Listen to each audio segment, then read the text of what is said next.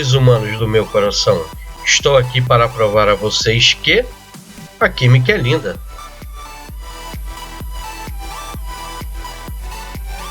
Na aula de hoje nós iremos ver o estudo dos gases. Em primeiro lugar, vamos entender o que é um gás ideal. É um modelo que considera as moléculas de um gás com volume desprezível, sem interações umas com as outras e o mais distante possível. Essa fumaça em movimento é um exemplo animado do movimento browniano. Basicamente se trata de uma molécula no estado gasoso em movimento. No estudo dos gases, nós precisamos dominar 4 variáveis de estado: pressão, temperatura, volume e quantidade de matéria, o mol. Chegou o momento das transformações gasosas. Vamos começar pela transformação isotérmica descrita por Boyle e Mariotti. Nessa transformação, a temperatura é constante. As variações de volume estão relacionadas às variações de pressão.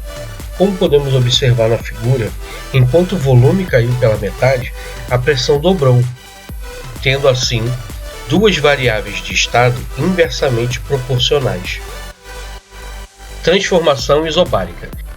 Neste sistema, a pressão é constante e o volume varia de maneira diretamente proporcional à temperatura.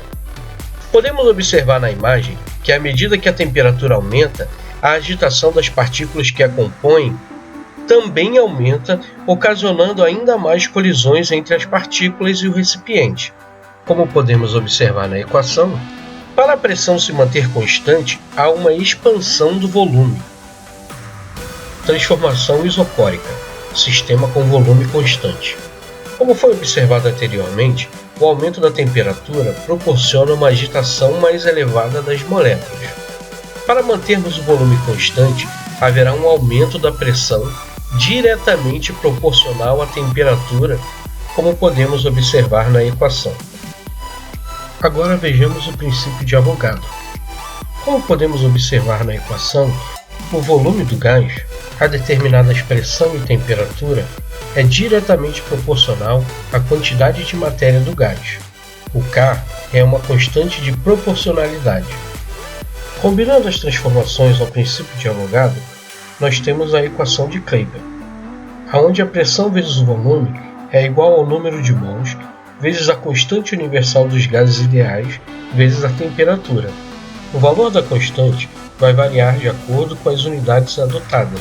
Visto tudo apresentado, surge uma pergunta: se a quantidade de matéria for constante? Assim chegamos na equação do tão famoso Pivot-Polotok, que é nada mais nada menos do que a equação geral dos gases ideais. Muito obrigado e bons estudos!